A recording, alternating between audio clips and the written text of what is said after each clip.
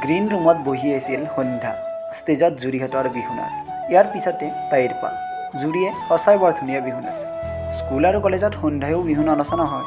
সৰুতে ক'ৰবাত মৌকুঁৱৰীও হৈছিল। পিছে লাহে লাহে বাদ দিলে। কিন্তু এতিয়া ঢোলৰ মাতটো শুনিলে গাটো কঁপি আহে তাইৰ। এবাৰ চাৰিওফালে মন কৰিলে।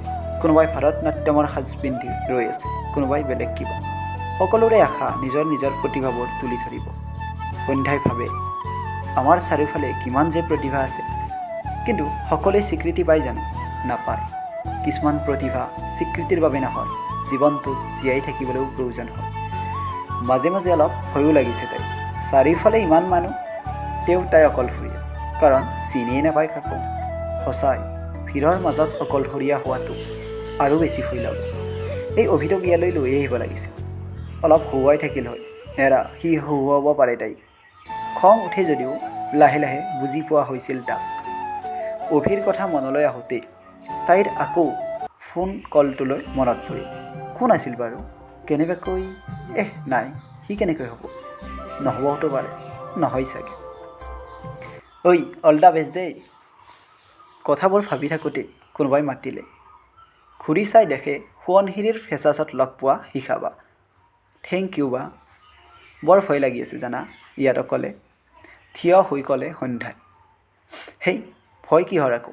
মই জানো খুব ধুনীয়া হ'ব, চাবা তোমাৰ গান। সন্ধ্যাৰ হাতখন নিজৰ হাতলৈ আনি ক'লে শিখা। মই আছোঁ আৰু দিয়া লগতে। ভাল লাগিল সন্ধ্যাৰ। এনেকুৱা সময়ত সঁচাই কাৰোবাক লাগে। শিখা বাৰ উপস্থিতিয়ে সাহস দিলে সন্ধ্যা।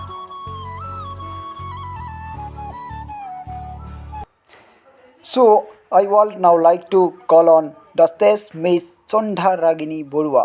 Please welcome her with a round of applause.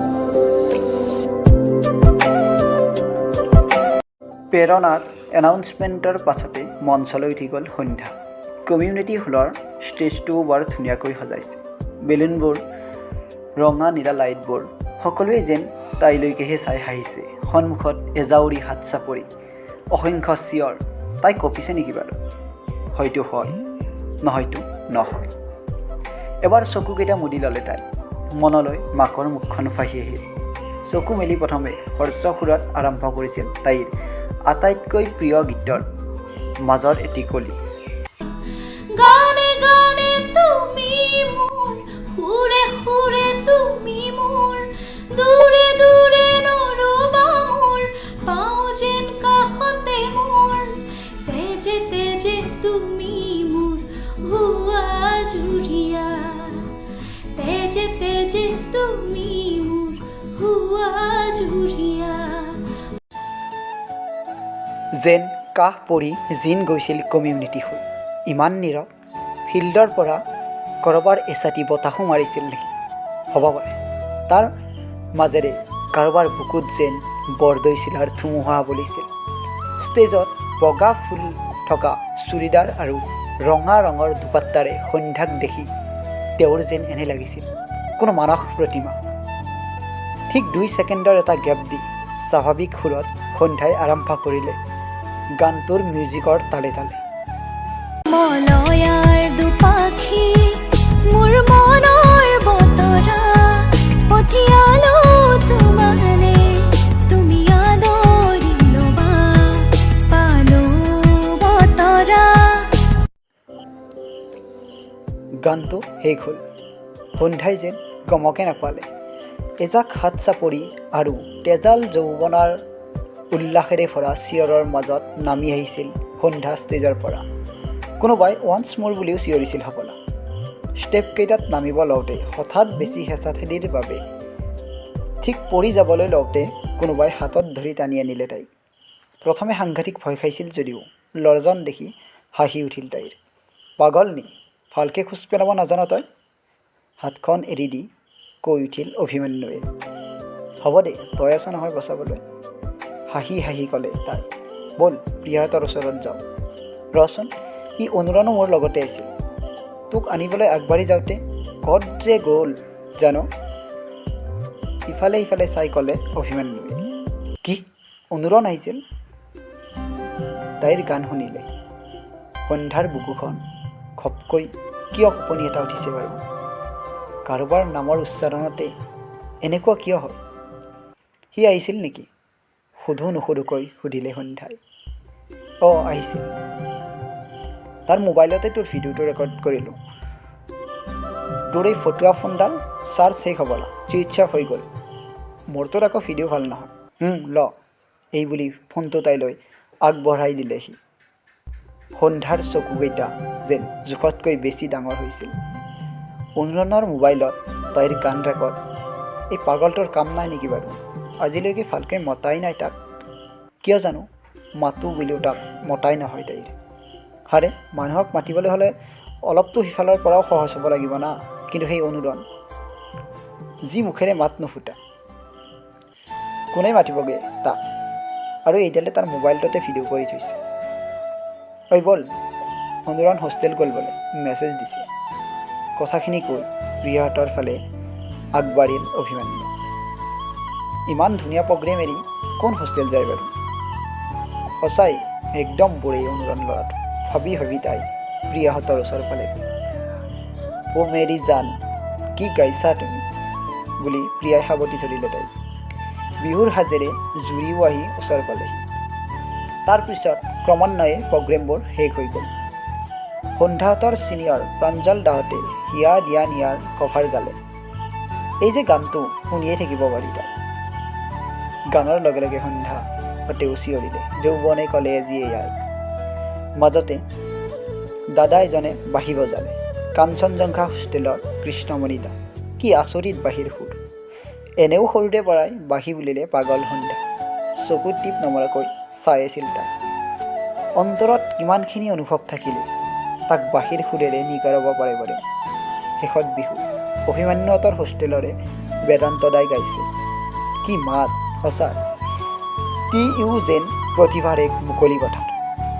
মোৰ জানৈ আকাশখন ধুনীয়াৰ পৰা কিনো চাৱনিৰে চালামুকৈলৈকে একো বাদ নপৰিল। সন্ধ্যা আৰু জুৰিক বিহু বুলিলে একোৱেই নালাগে। ঢোলৰ চেৱাত হেঁপাহ পলোৱাই নাছিলে সিহঁতে। সন্ধ্যাই টানি টানি অভিমন্যুকো নচুৱালে। এইটোৱে একো সঁচাকৈয়ে নাচিব নাজানে। লগতে আৰিফৰ ভাংৰা ষ্টাইলত নচা বিহু ৰাজদীপৰ চিঞৰেও ভাল আমোদ দিলে গোটেইকেইটা। নাচি নাচি নতুনৰ পৰা সন্ধ্যাৱত হৈ পৰিল তেজপুৰ বিশ্ববিদ্যালয়ৰ পৰিয়ালৰ স্বাভাৱিক সদস্য। শিথিল হৈ গ'ল 7:30টাৰ ইন টাইমৰ নিয়ম, ছিনিয়ৰৰ ৰেগিঙৰ ভয়। এই চিঞৰবোৰৰ লগতেই যেন শেষ হ'ল। আকৌ এবাৰ কমিউনিটি হ'ল, জীপাল হ'ল এজাক নতুন যৌৱনেৰে। মুকলি ফিল্ডৰ বতাহজাকো যেন সাজু হ'ল কিছু নতুন কাহিনীৰ বাবে। প্ৰায় 10 বজাত প্ৰগ্ৰেম শেষ হোৱাত ৰুম পালেহি সন্ধ্যা। গানে গানে তুমি মোৰ, প্ৰাণে প্ৰাণে তুমি মোৰ। মেচত ভাত খাই থাকোঁতে তাইক দেখি দূৰৰ পৰাই চিঞৰিলে ৰীণাবাই।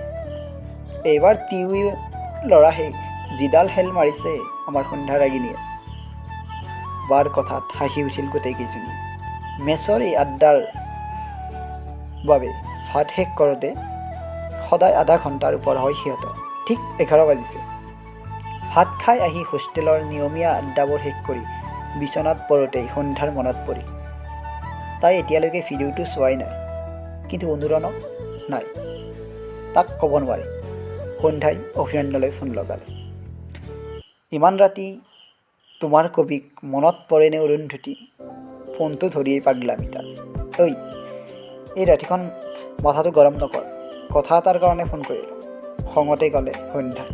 ক জল্দি, মোৰ তোৰ লগত কথা পাতি টাইম ৱেষ্ট কৰিবৰ মন নাই। লেবেল শুনা তাৰ, মনতে ভাবিলে যদিও নক'লে তাই।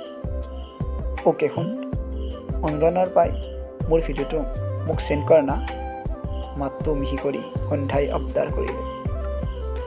তই খুজি ল আকৌ, মই ল'ম, আকৌ তোক দিম, তাতকৈ ডাইৰেক্ট তাৰ পৰাই লওঁ। চে, কেনেকৈ বুজাই তাইক ইয়াক?